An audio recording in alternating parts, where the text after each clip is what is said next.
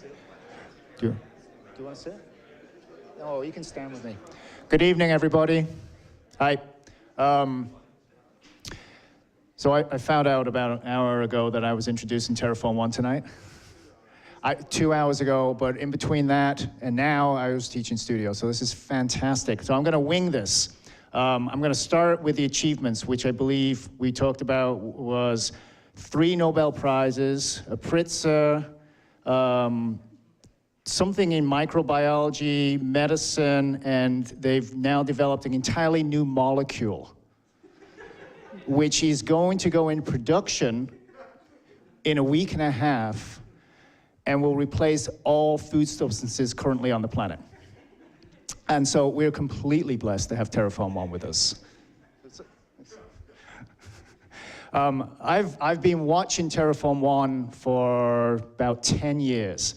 And to the point that I finally got the nerve up to ask them to come and do something with us. And we had them in this past summer to run critical practice as the master practitioner, which I'm still stunned they agreed to do it, and not to mention that we paid them almost nothing. She's stunning in their generosity, as much as our ability to then somehow wield them to have some fun in Detroit. They're an incredible, as a group, Terraform 1 is and they have 2 representations here tonight, which is Melanie, Fessel, and Nurhan, Gokturk, who are directors at Terraform 1. But Terraform 1 is a non-profit think tank that deals with urban issues, and urban issues mostly through synthetic biology and explorations into the future state of what urban space could be. And so they're touching everything from sustainability, green infrastructures, green technologies, transportations. There's a huge range of things. They work in the organization, they work with everybody from urban designers to architects to microbiologists, and that's all part of the team. It's an incredibly rich environment, and out of that we get these outcomes, which you're hopefully going to see a lot tonight. And so we have the director of design and the director of innovation tonight, which and they've become quite good friends of Lawrence Tech, to the point that Nurhan is now representing himself as a Lawrence Tech faculty member, which I also think that speaks very highly for us, and the fact that we're willing to let him do that, fantastic. So that being said, take it away. Thank you, Phil. Very funny introduction. Don't get that at Harvard. No, don't get that at Harvard. That's my alumni, where I went to school. But I do have to thank all of you here at Lawrence Tech, the students first, for your generosity. Of course, Melanie and I and Mitch were here for critical practice, and it was a great experience certainly for us and hopefully for you, and the product of a book which both Philip and Melanie did an extraordinary job editing, which I hope all of you have gotten an opportunity to both see as a testament to the work that was produced this summer. But also, all of these things are only possible through the generosity and the support of the faculty. Of course, the work of the students, because you're the ones who make it, but also through the vision of the people who decide to select who is the participants, which are, of course, Amy Dines, Scott Schall, Steve Rost, and of course, our good friend, Philip Plowright. Thank you very much. We are very, very grateful to you, extremely grateful. So much so that we are here to express our gratitude and to show our work. Who are we? My name is Nurhan. This is my colleague, Melanie. Some of you may know us. We are Terraform 1. We are a nonprofit organization. We are a 501c3. We are chartered. We do not have a client, which gives us a lot of leeway to do many things that are otherwise not possible in the world of speculation. We promote smart design in cities, and we do outreach efforts. And primarily, it is to look at and inspire solutions around the world. It's a unique laboratory for scientists, artists, architects, students, and individuals who come from a lot of different backgrounds to advance a very large sort of socio-ecological background in design. And really what we're looking to do is promote some very specific agendas on technology as it applies to energy, transportation, infrastructure, building, waste management, food, synthetic biology, but most importantly, collaboration. And we're going to touch upon all these things at the lecture. I'm going to begin. I'm going to talk about some work, and then Melanie is going to come in at the second half and talk about some of the rest of the projects. So what does this all mean to you? So there's a term we like to use. It's called urban years. It's a coined term. Some other people may use it. It's a kind of a mix of people coming together, and we have this kind of ideated model. On the left here, you see Jane Jacobs. I hope you know who that is. And on the right, you see Robert Moses. Jane Jacobs, amazing, bottom-up thinking. Robert Moses, top-down, ecologist, economist. The other one, big planning, visionary. And we said, if the two of these people had a love child, it would be, had a baby, it would be Frederick Law Olmsted. And that would be an urbaneer. And these people, these urbaneers that we sort of promote, are in this new classification, this new category of multidisciplinary action or thinking of science, planning, design, and these sort of subcategories of transportation, architecture, urban design, landscape, finance, travel, politics, biology, and so on. And you could see on this sort of diagram here exactly what it is that sort of classification sort of urban year means. And kind of in this sort of spectrum of urban year, we kind of imagine, if you ever watch, I don't know if you like Formula One racing, but the car comes to, I mean, to race a Formula One car, it's not about the driver. Of course, you have to have a great driver, but it's about the entire team that kind of makes this car go. And the car comes to the pit stop, and you have all these people kind of work on the car in a very short period of time. And so looking at the island of Manhattan, and you see all of these sort of subgroups, these interest groups, these stakeholders, the biologist, the fireman, the builder, the geographer, the sociologist, working together as a single unit on a single action in a single plan for a single mission, very sort of in a visionary way to do a single sort of forward motion. And this is our concept of urbaneering. We are very fortunate to be located at the Brooklyn Navy Yard. So before I talk about this, we were originally in a building at 33 Flatbush Avenue. It was a stacked building, and there was a group of architects and engineers and bakers and writers. And so we had this kind of idea of makerspace and hacking, and nobody quite knows what that means, but thanks to Governor Cuomo and $46 million, we got an opportunity to move to this amazing sort of location, which was not used since the Korean War, where they used to build battleships. And it's an post-industrial site. And through some sort of act of someone's genius, maybe our own, maybe someone else's, they said, well, this is the future, manufacturing, more specifically green manufacturing, more specifically the innovation economy. We're going to take this site and we're going to aggregate smart people, and we're going to do fabrication, and we're going to innovate, and we're going to bring these people here. And one of the groups, we were very lucky through Macro-C to be selected to operate out of this facility. And as a part of that, this is actually a view from one of our buildings over here. We're looking over into Manhattan. We have an amazing sort of building facility. This is what our building is currently under construction. We're in a beta space of about 1,500 square feet. It's currently under construction, but basically the overarching concept is that you can come to this space, you can collaborate, you can fabricate, you can make something very as small as a ring to something as large as a submarine. And the concept is that you can build something to the size of a city, and you can launch it into the water, into the East River, or you can package it into a box and ship it via Amazon. And you're working with all these different people from all these different disciplines to be able to create and fabricate.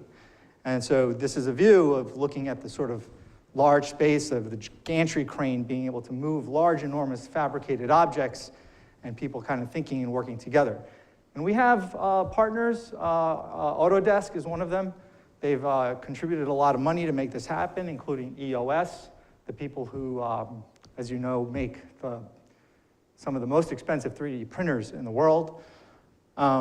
In this space, they dedicate time, resources, money, equipment to us for free so that we can beta test all their newest software, their equipment, to make sure that it works well, how it works, how it interfaces with these groups. They occupy one wing, another group occupies another wing. We all kind of occupy the space together, and we work together. Hopefully, everybody plays nice, and we get to make, you know, big things, small things, and promote our agenda, and everybody's sort of working together in this kind of way. And this is an example of something that we would make. This is a project called Governor's Hook. I'm not really going to get into the details of this specific project, but what I will say is that it took over 25 people to make this over a long span of time, very similar to the project that was done over the summer. So this is one of the things that we do. And sort of the concept of making a fabrication of research is based on this idea, this notion of our school, which is the one lab of unbundled education, where you can kind of pick and choose what you want to learn, but also how you want to learn and what you want to make, which is, I know, a bit undefined, but I'll sort of unpack it for you here. So here's one of our colleagues, Carlos Barrios. He's a PhD student from MIT, professor at Clemson, and he is teaching to a very small group of people, parametrics, computation. Behind him is a water jet cut foam hex pattern model, and he's teaching a group of people how to use different forms of symmetry using basic blocks. So they can use basic forms of knowledge to make things. And then on the next image here, basically also in our school is Dr. Oliver Medvedik in our biolab. This lab was built using parts bought on eBay, things that would cost typically hundreds of thousands of dollars for very small amounts of money. And you can go there, and if you like, you can play with bacteria, or you could sort of manipulate genetically modified genes. You can buy some things from here and there, and you could do some testing. We did a lot of work in here. One of our projects, BioCity Map, the genetically modified E. coli bacteria was done in this space. It's a very small space. It didn't cost much to make. It was a DIY, and you can actually go there and take some classes, and Oliver will be there, and he'll teach them to you. So this is one of the courses offered there. Next. I think it's really important to learn what it means to be a maker. It's a loaded term, but here are two of our folks building. They built their own vacuum former, and they're vacuum forming a piece of polystyrene onto a pegboard. The pegboard's not visible here, but what's important is that the actual item from the vacuum former to the pegboard to the actual kind of final product is all manufactured by the maker.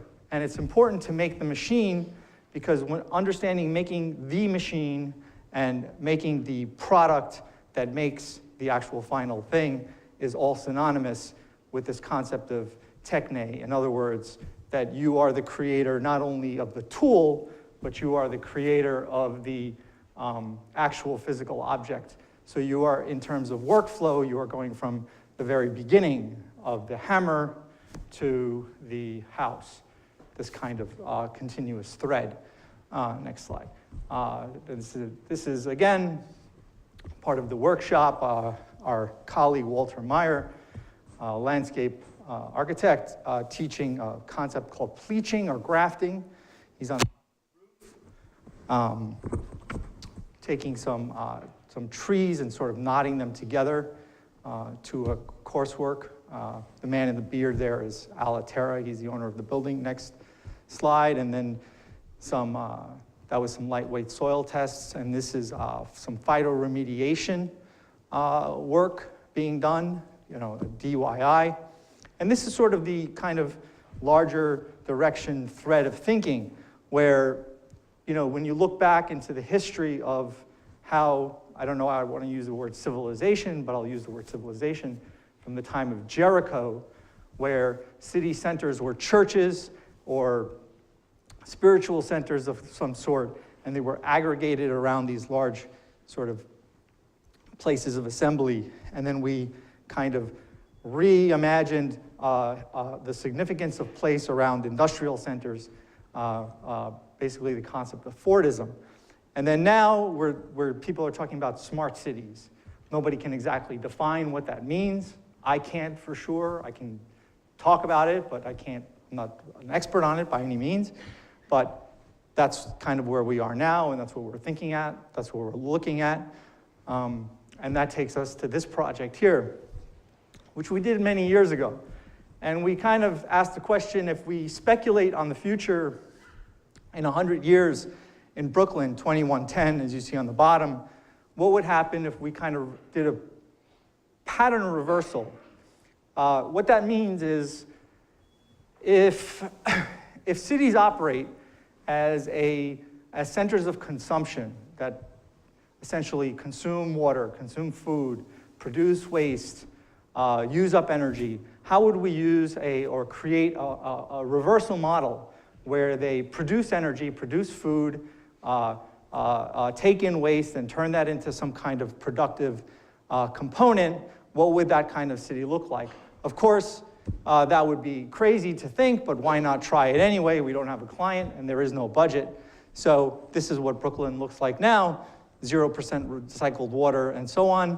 But in 1776, it was 93% productive green space. And I think if you look at the American lawn, we spend a lot of time watering our lawns, putting water into our lawns, as opposed to our lawns providing food for us. So 0% productive green space currently. And in our model, we say 2010, 2110, 75% productive green space, reverse the model. Next slide, please. And so in that same image, we're taking the same concept of those transects that I showed you earlier with the spiritual center, that there's a metronet, that the water is productive, that the energy centers are productive, and so on and so forth, that waste is turned into energy. Next, and here's a kind of a floor plan of that, where the water from the East River is brought into the city. The edge is softened a little bit, and the infrastructure is privileged as a means of not only transportation, but of flow of energy, goods, and services. And it's 100% renewable through wind and solar, and 0% fossil fuel and coal. Next. And the water is 100% recycled through these sort of power centers, one of them being this big sort of machine in the middle, which would otherwise be something like where we look at like the museum as the center or the spiritual center, but now the spiritual center is a place of recycling food, energy, and water.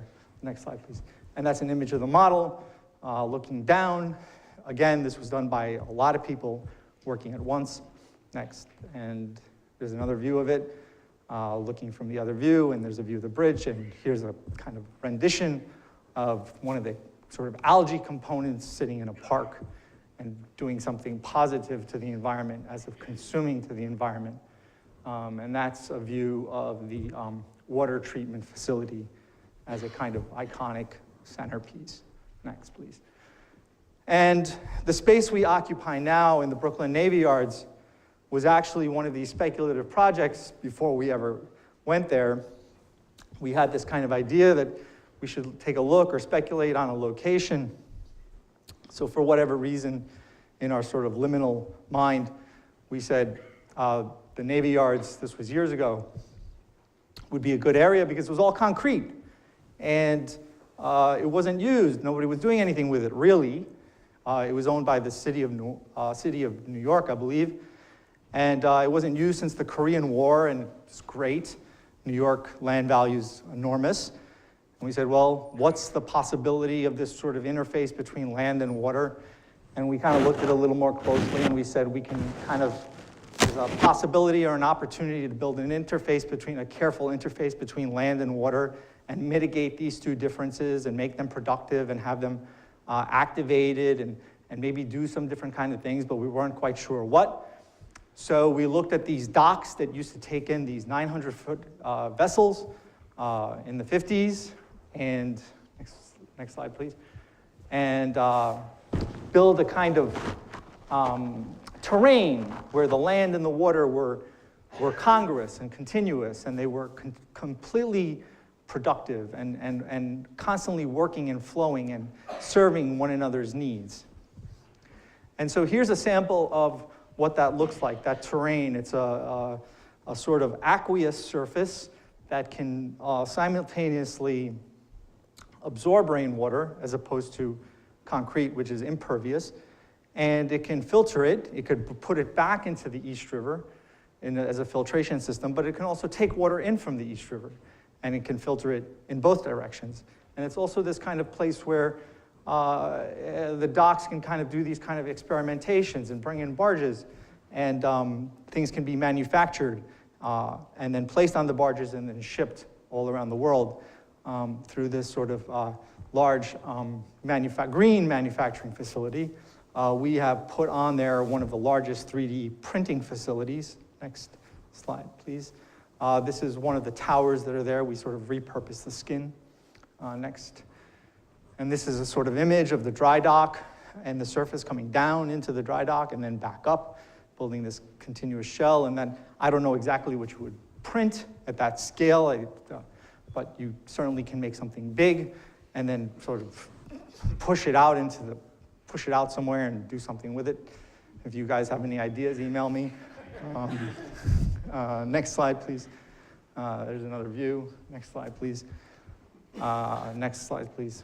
Okay, so, one of the things, coastal erosion, coastal cities, rising water, we all are kind of familiar with this. We see the slides from NASA in the air. There's a threat. And we took a look at this, and there's a lot of sort of different things going on between repurposing, first of all, things that are out of commerce, which are these kind of large container ships, and then also trying to look at coastal erosion and how to mitigate these hard softscapes. So we took a ship that was out of commerce, that was sort of, I think, stuck in the sand somewhere, chopped it up, and then put it into an area of Brooklyn that was sort of in this hard softscape, because New York has this tendency to have a hardscape and to create a kind of middle between hard and soft. This won an AIA Urban Design Award. Melanie did a great job on this, by the way. She really took charge on this project. This is a view of this kind of post-apocalyptic landscape of chopped up vessels with these eco-habitats and migrant birds and lambs living on the landscape. And it really is kind of pulling off this idea where you can build a kind of middle ground between hard and soft using repurposed materials. Next slide, please. And there's another view of what that might look like. So back to repurposing materials for a second. Mitch and I were, I think we were in Canada, and we had seen a Lebanese artist do something with car tires. We come both to find out later it's very hard to cut a car tire. In fact, they don't want to be cut because they're rubber and steel. We said, let's do something with car tires. There's a lot of them. They're kind of they're just terrible. I mean, so we're like, let's do something. Let's chop them up. Let's make something with them. So we got a whole bunch of them for free. They, if you go to the garage, they'll give them to you for nothing, actually. We got them, we chopped them up, and then we made these like nice textures and shapes. Next, we created our own machine. We cut them up into little cubes very carefully. Next, we kind of stacked them all into these boxes of different sizes of sorts, using all types of machines. And we placed them onto crates, milk crates that we bought online.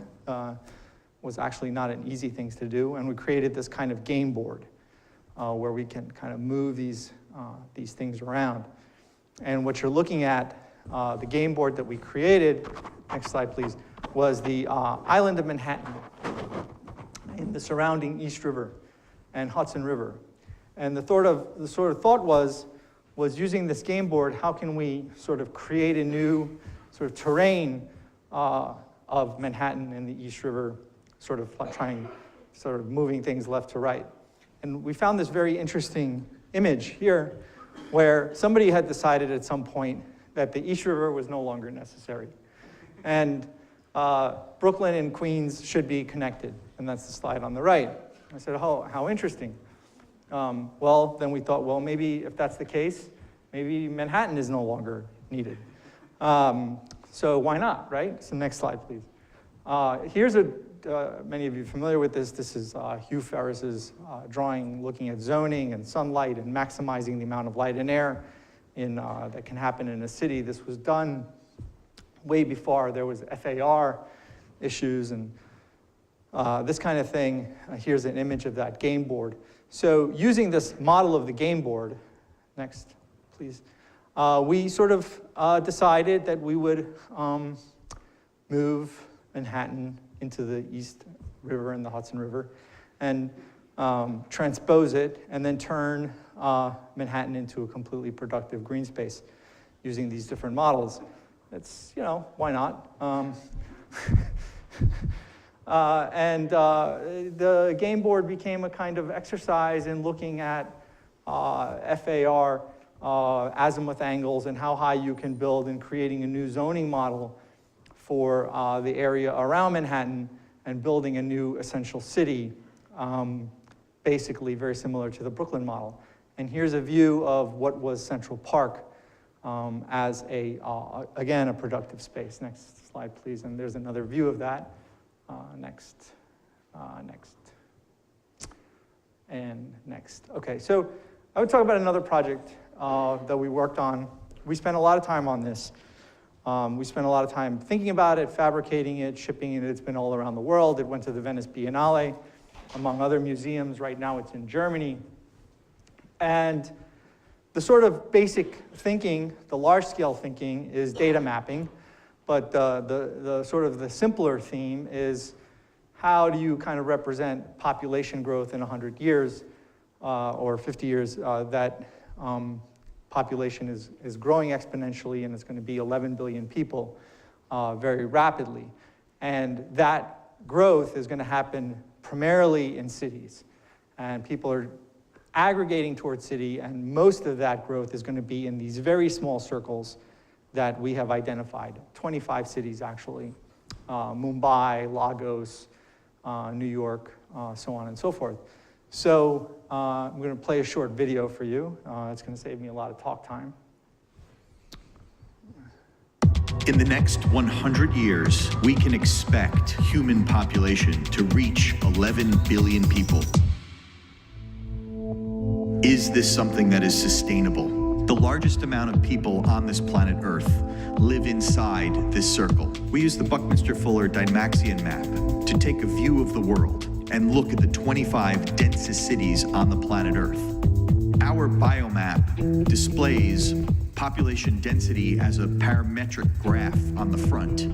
The back zooms in on each of these cities designed and built and grown inside petri dishes. We chose colonies of E. coli as a method of analog computation. Population density was represented in two different forms of bioluminescent E. coli. Red represented future projections of population density, while green represented existing conditions you would find in cities. Biology is technology. We use the dilution method to show the range of densities of E. coli populations in each petri dish. Stencils derived from CAD files would shape the E. coli into specific geometries that would show or display the current conditions in cities. We wanted to move away from the current paradigm of studying population through computation. We wanted a different method to explore how humans might affect the Earth.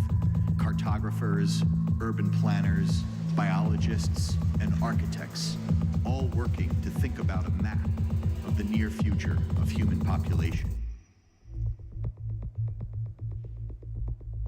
All right, so that short video, that was Mitch's voice. That was a voiceover by Mitch. Great job. Next. Thank you, wherever you are right now. So yeah, that's the Buckminster Fuller map, and I think what's really significant about his map, as many of you know, is an icosahedron. And he sort of re-looked at, I don't know how many of you, if you don't know Buckminster Fuller, you should. He looked at the map for the single purpose of many other reasons, is that it was one continuous landmass, as opposed to other maps that distort the way we look at the size and scale and the shape of places. The way we've sort of targeted out this map is we made them into sections where each triangle, and you might be wondering what all these numbers, labels, and shapes and colors are, is that each triangle is actually a pool rack. We had to sort of standardize this whole thing, and each triangle is a pool rack, and then inside of each pool rack is a vacuum-formed, parametrically shaped piece of plastic that graphs that piece of population. So that's how this whole thing was fabricated, through these very basic materials, very inexpensive, bought in large quantities, and fabricated using a pegboard system.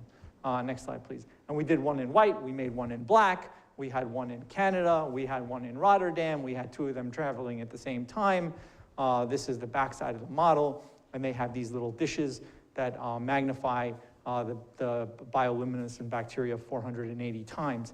And this is an image of assembling the whole thing at one time. You could see the pool racks in the middle, the pegboards that we made using these pre-cut dowels, and then the vacuum-formed pieces.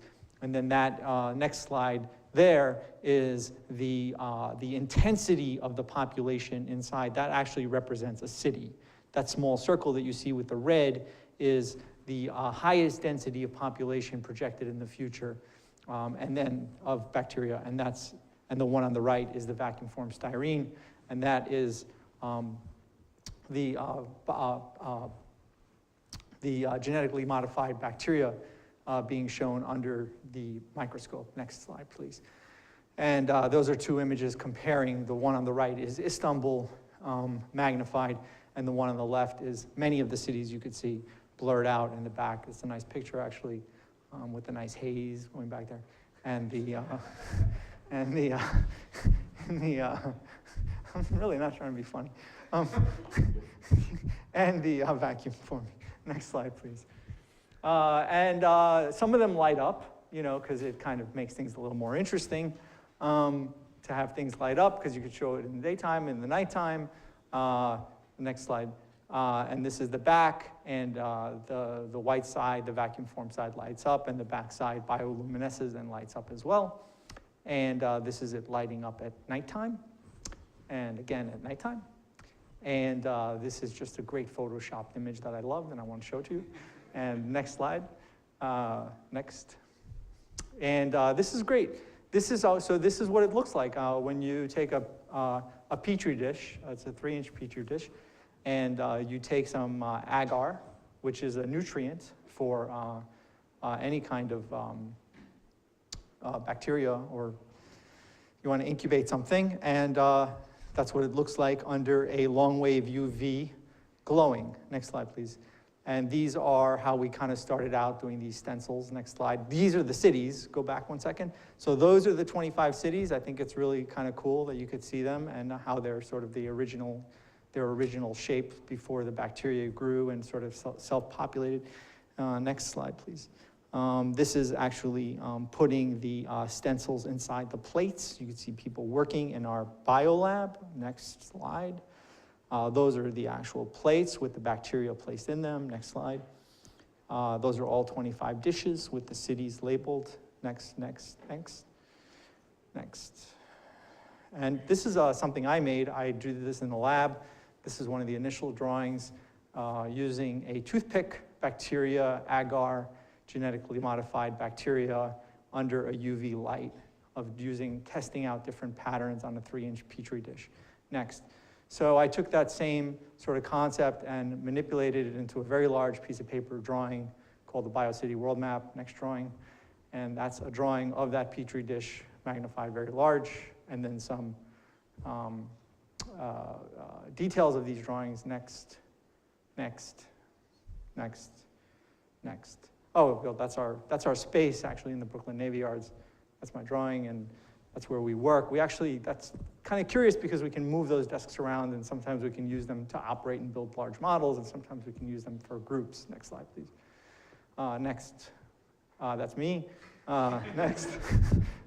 And that's the model. That's how it looks when it's disassembled. And that's really, I really want to stress this picture because it's important to be able to take things apart and put them together because we have to move them all around the world. And we have to have shows, and people are always asking us to, have a show here or an exhibition there, and we're always thinking about how can we take something apart and put it back together kind of easily. And this is a box. I've just kind of deviate for a second. This is a box we bought on Uline. It's a 4x4x8 or something, and everything fits very nicely in there, and then we can ship it and unpack it and then put it back together. Next. Okay, so Melanie will take over, and I will leave you in her good graces. Thank you. Okay, hi everybody. I'm Melanie, and so I'm quickly going to talk about some things that we're excited about at Terraform. So we actually love waste, and many years ago we started doing research on what does waste in cities mean. So here you see every hour New York produces enough waste to fill the Statue of Liberty. In a day, that equates to 38,000 tons of waste where you can build a 54-story skyscraper with. We kind of started this research because this movie WALL-E came out, and we just thought that this robot was really cute but also smart and kind of repurposing all of the waste. And it totally led us down the stream to go give a workshop at a university in Germany where we built these follies that were 30 seconds. That was a 30-second flash of e-waste. And what we actually did with those things, we put them in the city and we had people confront them. So what happened by we placed them in the city is that the local waste people came and they wanted to remove them because they wouldn't believe that it was art. And then as another example, New York City every year has this festival of the city of New York where we built this giant star next to a storefront. Ava is there in the back with her fancy suit. She runs Storefront for Art and Architecture.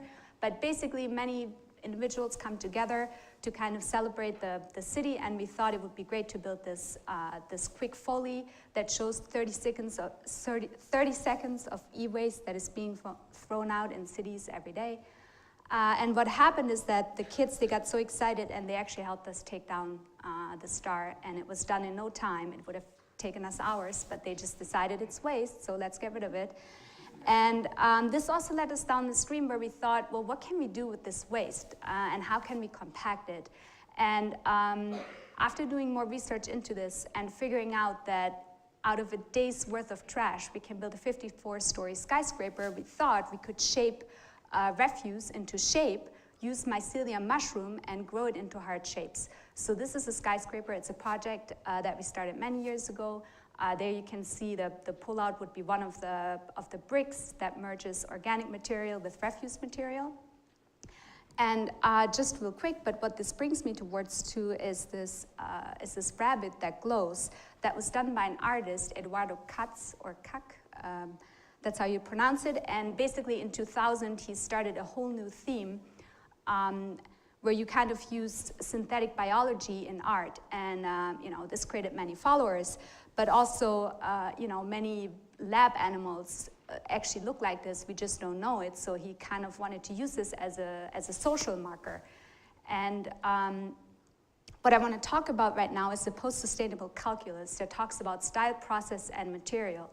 And here we have a beehive, and a beehive is non-stylistic, and it's a true biological process with a non-living organic material. Here we see it again. This is a famous vase that is currently in a very fancy gallery, costs a lot of money, done by this artist Thomas Libertini in 2006. And if we look at the Parthenon, it's a traditional style, traditional process, and industrial materials. Here we have an industrial style, industrial process, and industrial materials. Here we move to an organic style, an industrial process, and industrial materials. So then we have Greg Lynn. Now we're at Greg Lynn. It's organic style, industrial process, and industrial materials. And then this is something that we did at Terraform One many years ago after we got together with Oliver Medvedik, our chief science officer. We built a DIY biolab from just $3,000 and a lot of stuff that we found in this crazy building or hackerspace that we were in.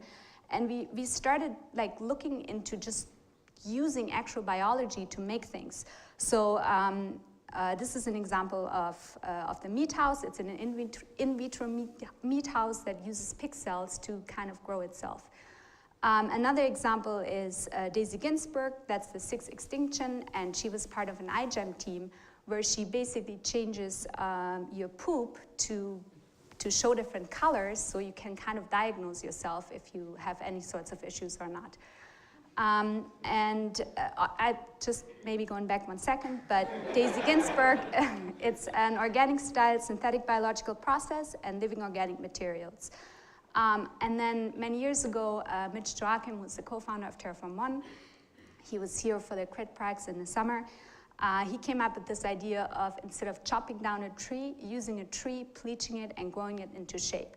And since then, at our studio, we kind of have evolved this idea into something that could be deployable in cities. And for a show this May, after the Crit Prax studio, we put together this smart farm. We call it Plug-in Ecology or Urban Farm Pod, that kind of looks at things in cities like air pollution, air quality, energy production, food production, all of these things coming together in this integrity structure that can be flat packed. So this is an interior view. It has a water system that is gravity fed. And here we can see some more details about all of the things that hold the actual planters in shape. But this is basically something that you will be able in the future to go to Home Depot, pick up, and deploy in your own backyard or in cities themselves. I'm going to skip that slide. But to kind of also go a little bit more into our process at Terraform, we were part of a team at iGEM. iGEM is the International Genetically Engineered Machines Competition. We formed a group. Here's Oliver Medvedik, our chief science officer, in our own biolab where we grow things. And this is a 3D printer that can actually print cells that we also did many years ago at the community biolab.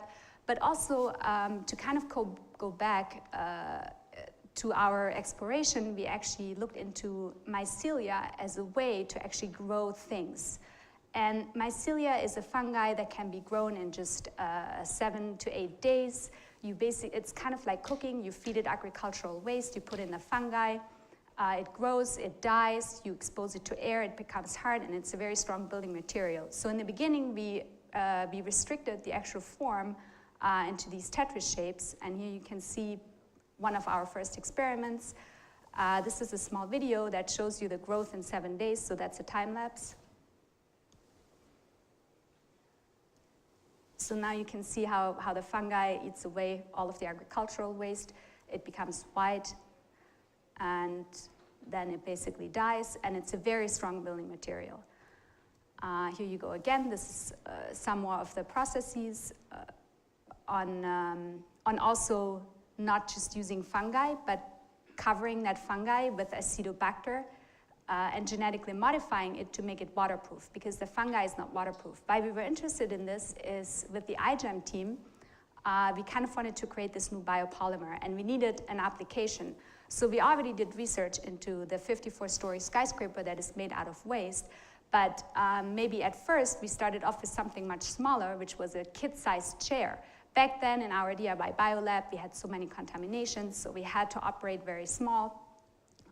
This is just showing a very old 3D printer. As you can clearly see, it's one of the first replicators of MakerBot. But we basically use a lot of DIY cheap techniques to quickly build some of our projects. Here you can see more people working on some versions of this chair. It's called Gen 2 seat in the beginning. Here you see a kind of evolution from the 19th century chair to the 20th century industrial manufactured chair towards the 21st century, where we use synthetic biology or actual biology to grow some of our furniture.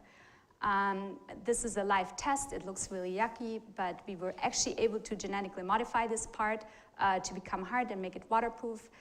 And so this is the first iteration of our chair. And as designers, we're like, well, how did we get to that shape? But we had so many restrictions that at the end of the day, everything had to be very modular, and we needed to be able to basically grow it in our biolab. So here are some more tests. This is the basic structure on how the whole chair is being built up. That was one of the earlier plans. It is meant to be modular, to be easily assembled and disassembled. We also did an exploration into consumer reactions, like what do they think of genetically modified things that they can buy in stores. And many people didn't have problems with buying actual products. But once you talk about genetically modified food, a lot of people really didn't think that it was a good idea to eat, genetically modified food. Here you can see some of our live tests done in Brooklyn. And this is the chair that we produced, a little kid sitting on it. But it has basically evolved to something where we create the scaffold. In our studio, we fill the scaffold with mycelia mushroom, which right now we license with Ecovative. So we basically moved beyond the actual manufacturing stage by having a manufacturer that is currently located on Green Island, upstate New York. And they basically send us the material, and it's much easier to kind of work in that technique. But also our chair, or our, I guess, new design of the chair is meant to be something that can be interlocked, that can stand up, and that can actually aggregate into much larger arrangements in general. Here you see that again. That's just another view. This is when you stand them up and kind of interlock them. And this is a photo of our exhibition that we had in May at this gallery space. And okay, so at Terraform, we always like to kind of take on new ideas, but we were contacted by the Andy Warhol Foundation to kind of rethink emergency shelters. And you guys, a lot of people here in the space right now, they're students, and I'm sure many of you have designed emergency shelters. And it's actually really important that we think of, how can we redesign the emergency shelter? But at Terraform, we just had the idea that we should merge the actual need for food with the actual need of shelter. So we created the cricket shelter, or actually we're currently working on it. Our deadline is February. And because we're part of this big manufacturing space that Nurhan explained, we build everything in-house. What that also leads to is that a lot of the things that we do, they work on almost no time, very low budget, so we like to use a lot of DIY techniques, but also things that we can just find online and kind of repurpose. To kind of give this some background, but the UN in 2013 came out with a report about edible insects. And I guess mainly in North America, no one likes to eat crickets. We probably think it's really disgusting to eat eyeballs, but over 2 billion people in the world already think that this is a delicacy, so they love to eat crickets and other edible insects. And according to the UN report, the whole, basically getting insects ready for larger food production is part of the circular economy. So they're basically the missing link. What is important to know about insects in general is that the UN is saying that eating bugs is good for you, it's good for the planet, and it's good for our future. So what this means is, if you look at this chart, right now, crickets have a very high source of protein compared to how much water they need to reproduce themselves. Here you can see another diagram. So we get 6 grams of protein out of beef per 100 gallons of water being spent. In the crickets, which is on the right-hand side, we get 71% grams of protein, which is much, much more. So they're basically good for the planet. You can find them anywhere, so they're really abundant. They're really easy to kind of raise and continually reproduce.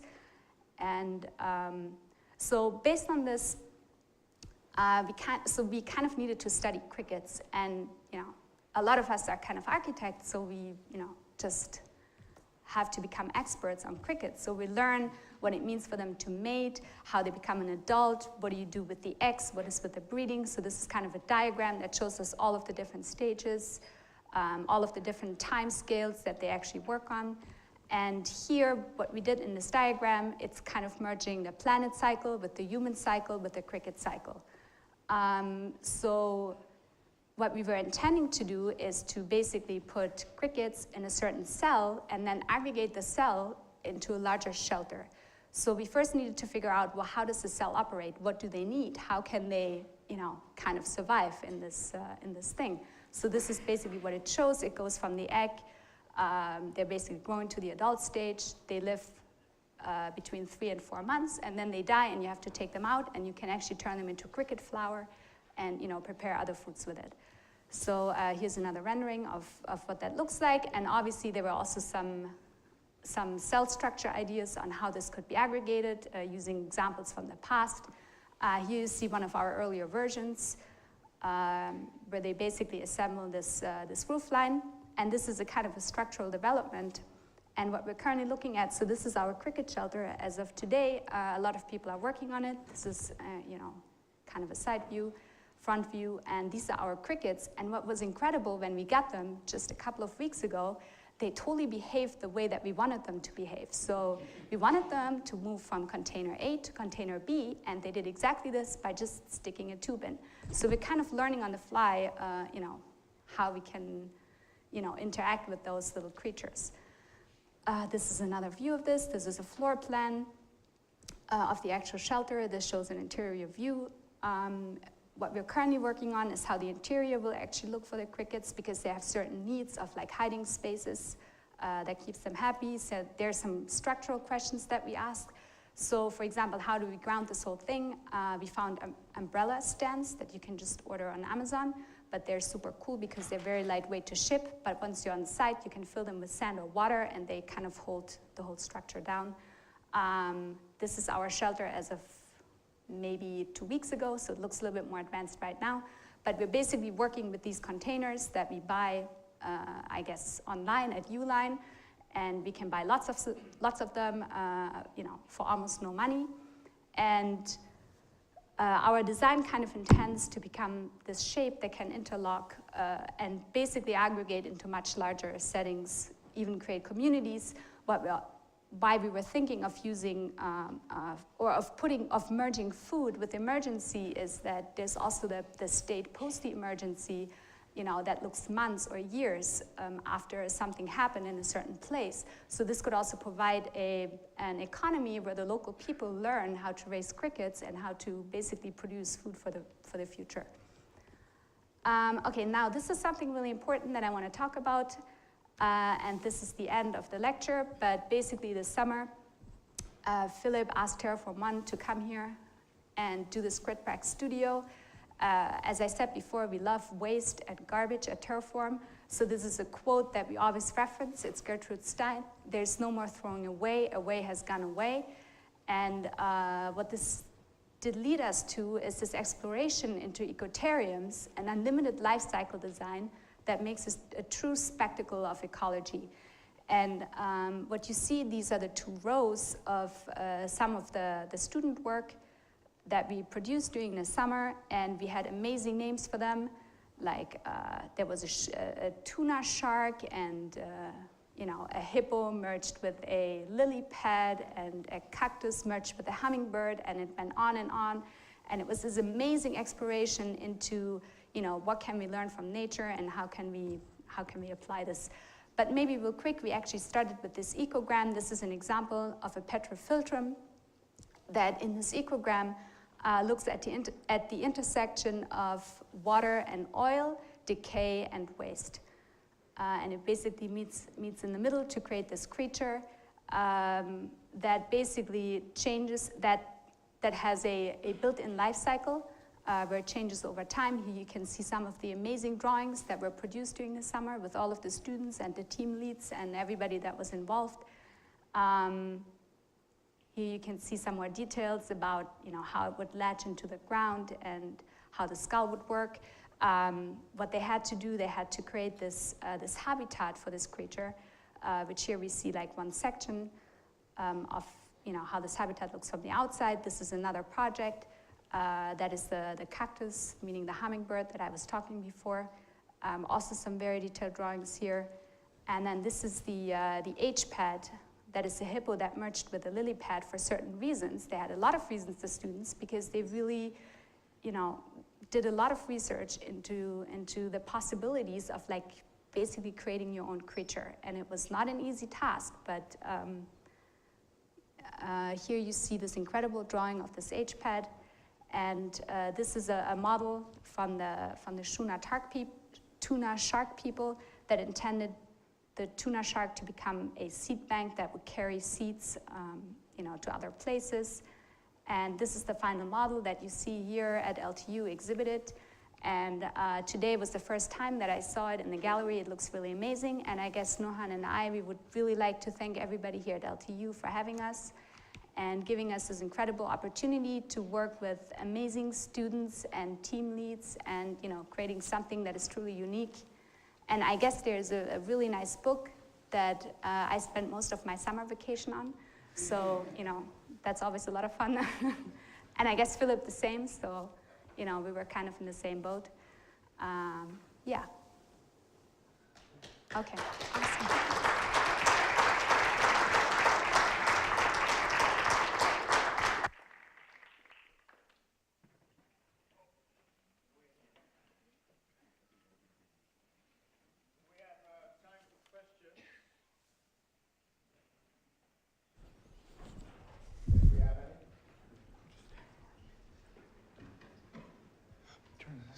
I believe we need this for recording purposes.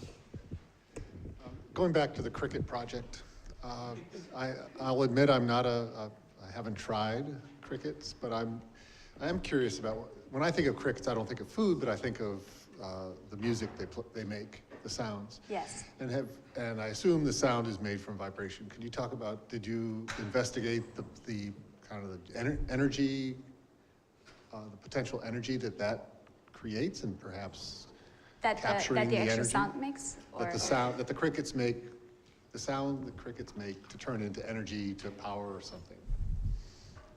Is that build? Yeah, so I mean, our studio kind of turned into this farm, and it's kind of incredible because we're at this industrial site, and every day when we get out of the subway, we walk, through this endless industrial landscape, and now I come into my office and I hear these crickets, and I feel so much happier. It's like something transformed.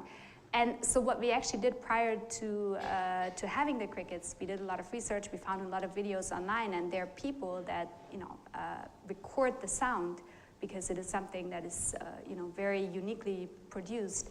But yeah, we have not looked into how could we harvest that energy that they produce with the sound.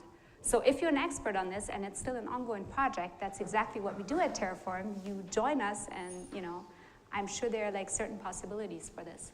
But also, I mean, you have to look at this project from a very conceptual standpoint. Currently, the idea is that it has to be built for the exhibition, it has to be shippable, it has to be modular, it has to be deployed on site. So obviously, we're really thinking, big picture, and I think what we're hoping for the future is that we can get into more and more details, boiling down to potentially using it to produce energy and doing way more things with it than just producing food. But I guess I sometimes watch Shark Tank, and there was actually a guy on Shark Tank that is making cricket flour because there's an actual potential for really, supplementing our diet with a protein that is much more efficient, that is much more environmentally friendly. And I think this is something that's going to be, very important for the future.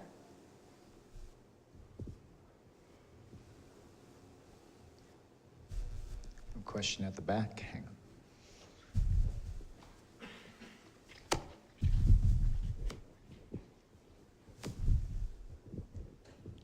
On the tree structure project, did you actually make any of those? And if you did, how long did they actually take to make? Okay, so that's a very good question, and we get that a lot, because a lot of people are interested in the factory hub, and then they want to have one in their backyard, and then we tell them, okay, where you live, it's going to take 10 years. They're like, okay, I'll talk to you later. So basically, what we don't understand in this world, that like everything today has the sense of immediacy, right, where we need it tomorrow, but the factory hub grows over a very long time. So what we've learned in all of these years is where we're currently at, is that we're producing this farm pod, this kind of integrity structure that can be deployed much faster, and then you would interweave vines that basically connect the structure much more time efficiently. But also, there's a very interesting development currently happening in our office, because we're working with this guy, Ezekiel Gollin, and he has a patent on bleaching trees at a much, much higher growth rate. So in our new space, because right now we're in our temporary space, in May we're going to move into our big new shiny cathedral, we're going to set up this, this experiment where we're going to have his exact growth method, and we will bleach it into an actual structure. I don't know if this answers your question, but I'll leave it at that, maybe.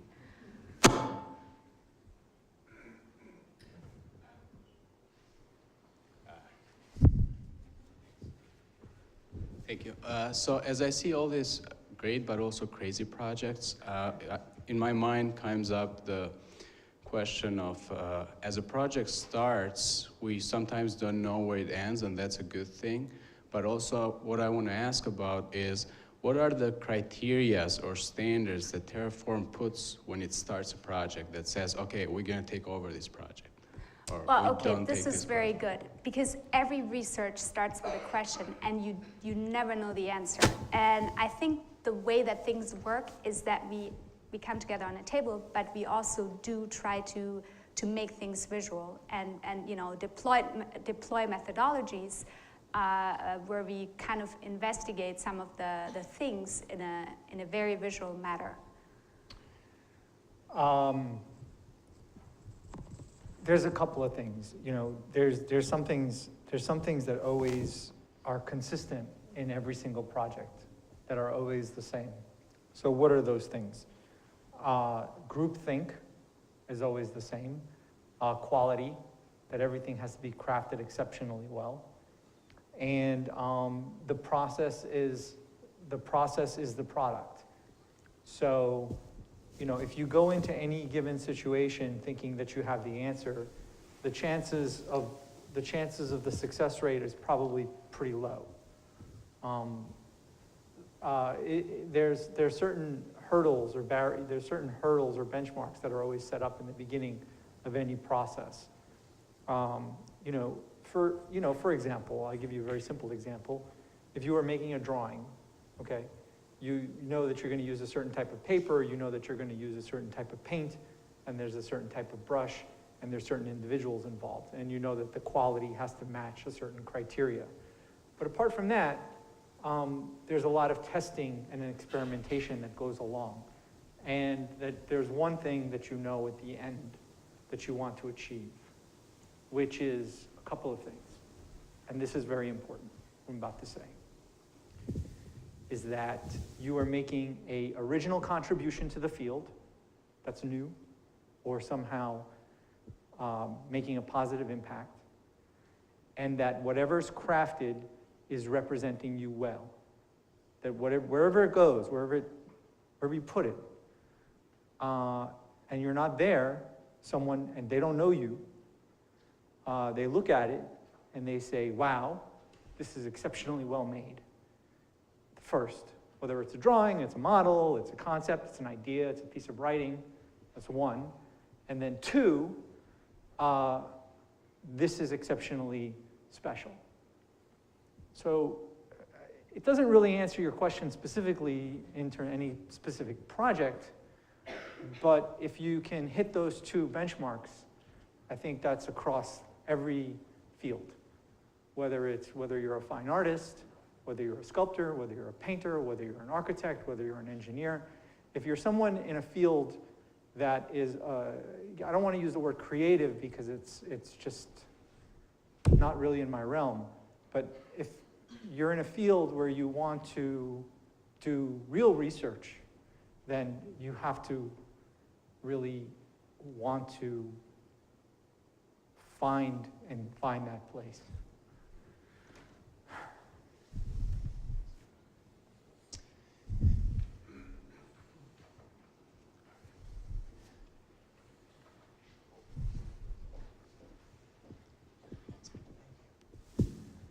Well, this is really fantastic. I have to say, I would admit to having a maybe not a very deep understanding of what you've done in the past, and I've come away from this lecture really being completely blown away. I think it's really amazing, the work you're doing.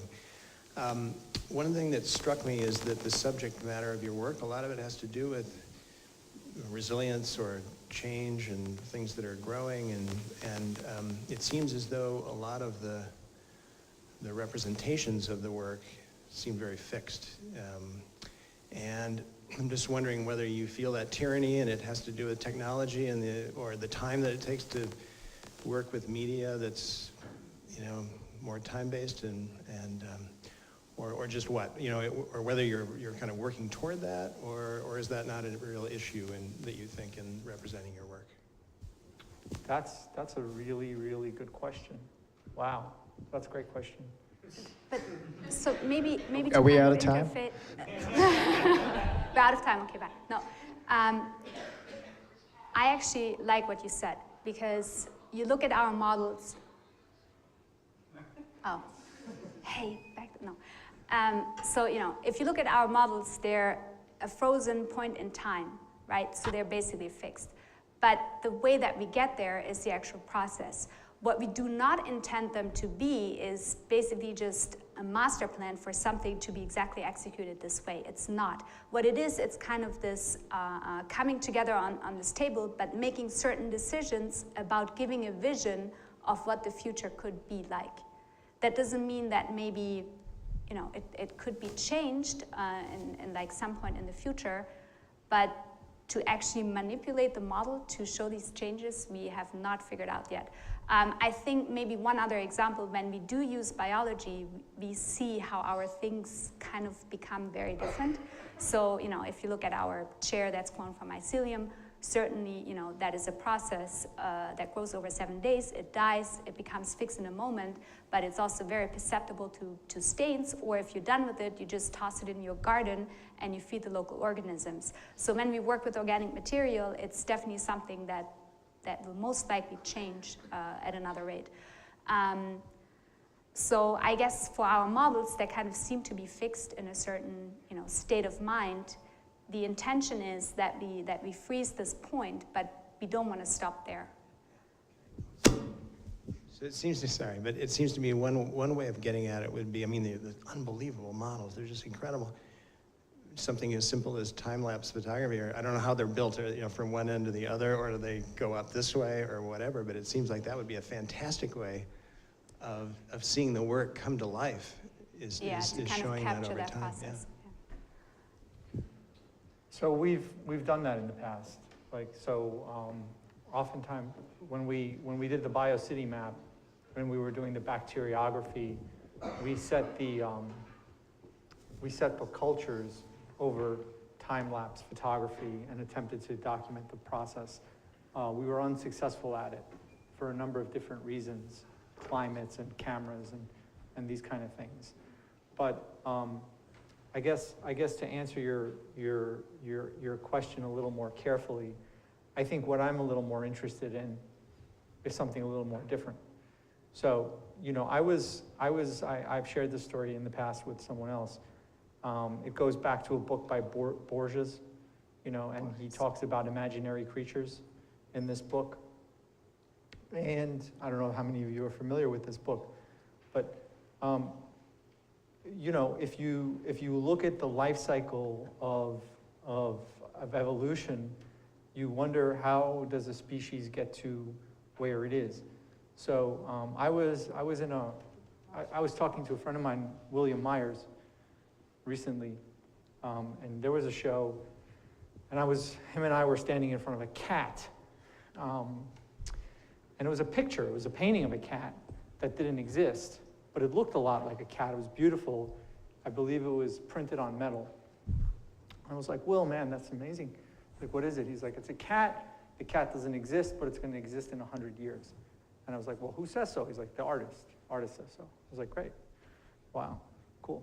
So, you know, I guess my question is, it's a little more interesting to me to imagine how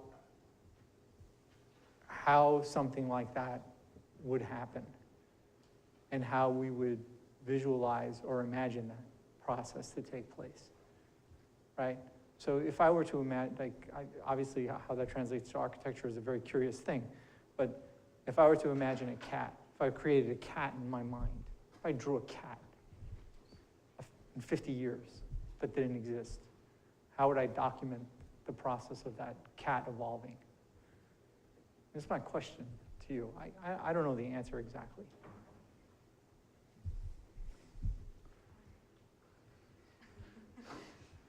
I don't know if I can follow that, but so my question is about, it's related, but it's in terms of the technology. So to build DIY digital tools that are affordable and accessible, and it seems that you're doing that primarily for your representation or the construction of the things that you're making, it really requires a strong understanding of the present. You really have to know what's accessible and available now, not tomorrow. That's right. And how to then take those technological things that are available and mix them in such a way that you get a new result. But then the work that you're proposing, many times made with these tools, are about how technology will shape the landscape in the future. So is there, in your work, any moment where you take the principles of the present, that is what is required to build DIY tools, and then apply them in the future? Because a lot of the technological things that you talked about, particularly kind of these, I don't know, recycling centers that would, you know, take all our garbage and, create something useful from them. Is that detailed? Like, do you project forward through the things that we have now and how that might be available? Or is it just a kind of a technological utopia where you feel like it'll be fixed, like it'll work, eventually we'll have it? Or do you delve into that component of it? So it's both. So, so a good example is like the 24-hour tower of trash, right? Where you would imagine that trash is compacted and you can build, you can aggregate these blocks and you can build towers with these things, right? Obviously, not to my knowledge, I don't think of anybody building towers of trash right now concurrently.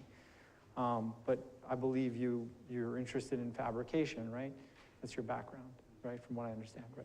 So, our understanding of fabrication today as it exists is that we can buy things and we can use them and we can learn how they work and then we can make things with them, right? Because they exist in the marketplace. But to get to your answer is a little bit different. So you have to understand a little bit of the process of how we get to your answer. It's kind of more of a state of despair and lack of availability and time and cost. So a very good example is, for example, if you try to find someone to vacuum form something and there's a cost associated with it, you say, well, I can't afford it, I can't pay for that, or it's not available, then what is it, how do I make something like that? Or if a tool doesn't exist, let's just say it's not there, and I need to make something, then your mind begins to wonder, saying, how can I fabricate? What does it take to fabricate such a thing? So like a really simple example is like when we tried cutting tires. You know, there's an artist, her name is Shakaya Booker. She cuts tires. I went to her show, and I looked at the way she cut tires. And the cuts are not clean. They're not clean cuts, the edges. And we had to cut clean edges. There is no tool that exists that will cut a clean edge of a tire. So my question to you, or anyone in this room, is like, what tool exists to do such a thing? Actually, Nurhan, after some exploration, we have found the answer because we needed to use a water jet cutter. We did. After failing so many times. Yeah, but no, at first we didn't have the budget for the water jet cutter. Yeah. We didn't have the budget for the water jet cutter. That's why we didn't get to the water jet cutter. Okay, I'm going to close this out with one last question.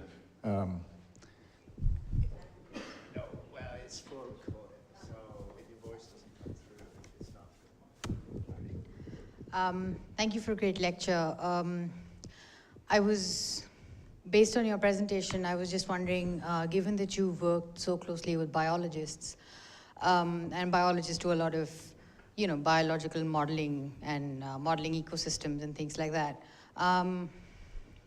how has that impacted the idea of modeling and how you approach model making, if at all? I mean, it has affected us hugely because, as I said before, we were operating out of our DIY biolab, and due to that, we had so many restrictions just based on the sheer size of how big or wide we could grow things or actually make things. And, I mean, just as like one other example, but when we did use E. coli to map future population growth, we basically needed to find or learn a methodology on how to draw with E. coli. So we had to dilute it in like different liquids, experiment with like different pencils and rapidographs, to kind of eject the ink. So it's always a like learning by doing kind of methodology that sometimes leads us down other ways of how to execute certain things. So therefore our constraints are based on how we operate and through what medium we operate in. I'd really like to thank you both for coming, Melanie from New York and Nurhan from New Orleans. And it's great to give us the extra time and to see you guys again. Now, friends of Lawrence Tech's College of Architecture and Design, right? Best buddies. Thank you.